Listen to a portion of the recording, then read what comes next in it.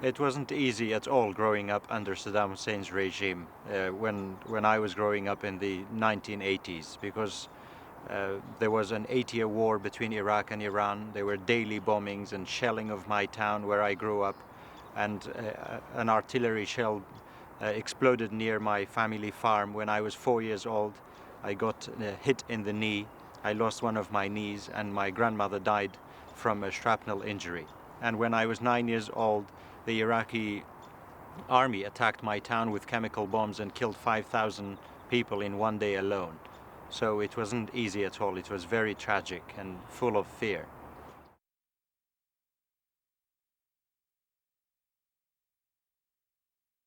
I wasn't happy at all when in 2002 and 2003, just before the US invasion of Iraq, I saw people on the streets of Washington and London or other countries protesting against the war. And I said, I was born in Iraq and millions of other people suffered under dictatorship. What do these people in these Western capitals know of our griefs and suffering? So I wanted the war to happen. I wanted a powerful army like the US army to come and get rid of Saddam Hussein. And I wasn't happy that those people, without having any idea of what we were going through, tried to stop the war.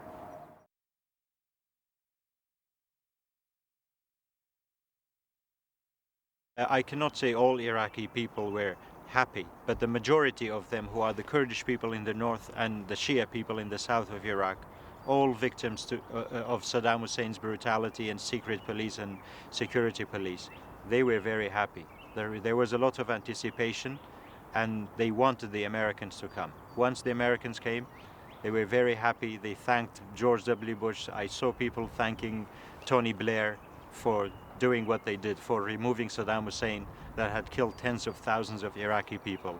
And the Iraqi people themselves couldn't remove him by themselves.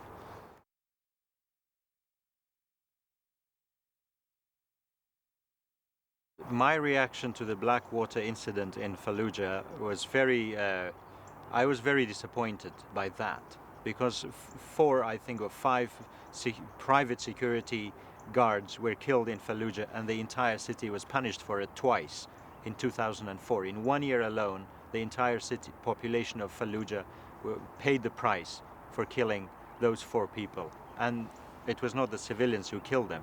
And I really began to dislike the American army for what they did to Fallujah. They destroyed many homes and they killed many people for one thing alone. And I said, that's exactly what Saddam Hussein used to do. Someone would attack a police station and his army would punish an entire city. So the Americans did exactly the same. I was very sad and disappointed. And I couldn't understand why the Americans did it after so many promises of bringing freedom and democracy and end of bloodshed to Iraq, doing exactly what the previous regime was doing.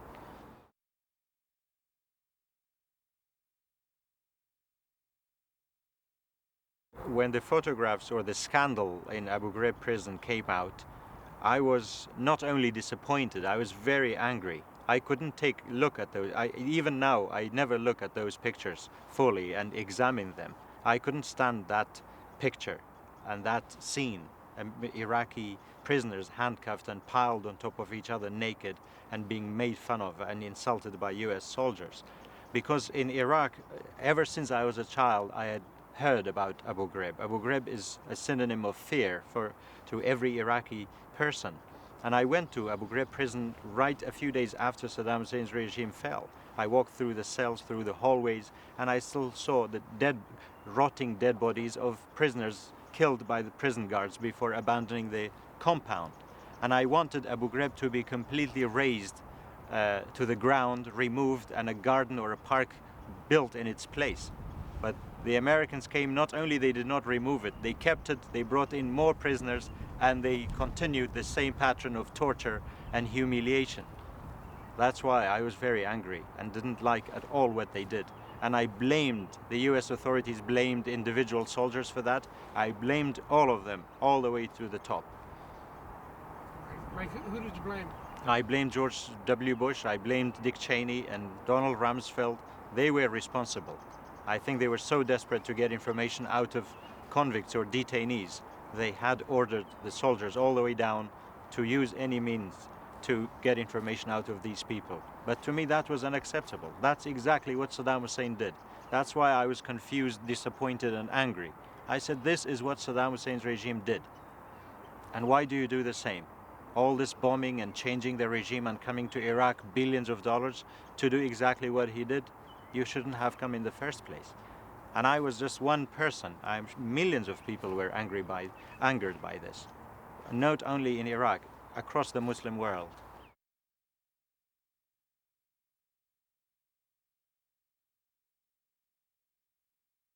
I believe so. I mean, if someone like me got some sympathy for the insurgents that were fighting the Americans after the Abu Ghraib scandal, imagine observant Muslims in Iraq and outside Iraq.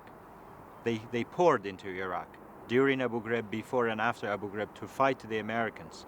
And the Americans were mistaken. They were stupid. They should have known that torturing Iraqi prisoners in Abu Ghraib, destroying a city like Fallujah, would only play into the hands of people like the Al-Qaeda.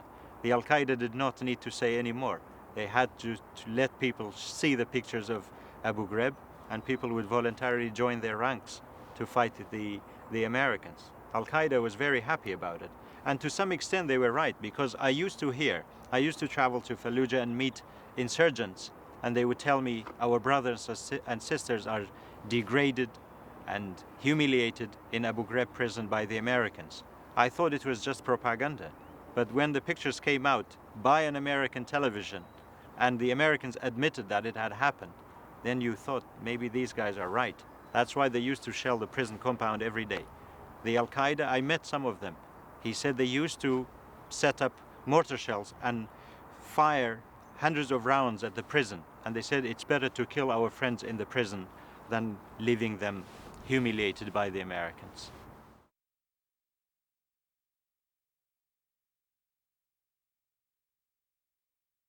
From an Iraqi perspective, I can tell you that what they did was right. They came to Iraq, they removed Saddam Hussein. I will never say they did wrong. I will never say that. They removed a man who had turned the country into a prison, into a big mass grave. Everywhere I went in Iraq, or everywhere you go, there is a mass grave, all created by Saddam Hussein. And people in Iraq tried. We, the Kurdish people, tried in 1991. The Shia people tried in 1991, and for many years before that, to remove him. He always retaliated brutally and killed thousands more. So only America could remove him. That was the right thing they did. Okay, the wind on that? Yeah.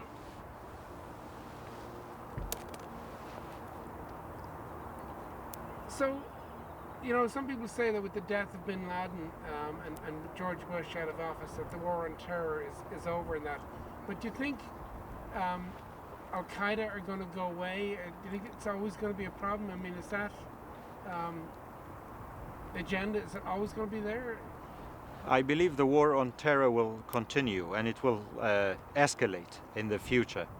And it's not over by the death of bin Laden. In the past 12 years, since 9/11, America has only killed individual Al-Qaeda leaders, like bin Laden and other important leaders in Yemen or in Afghanistan. But America has not been able to destroy the Al-Qaeda mentality. And neither America nor any country in the world can destroy a mentality. It's an ideology. I have lived with those people, and I have interviewed them, and I know them personally. It's a mentality. It's passed down from generation to generation. You can't kill so many people. The solution is not military. Killing bin Laden, it affects the organization temporarily, but it will never die. And terrorism is not only in Afghanistan or Pakistan. It could be in any Muslim country or in any Western country. Some of the most radical people are in England or in France.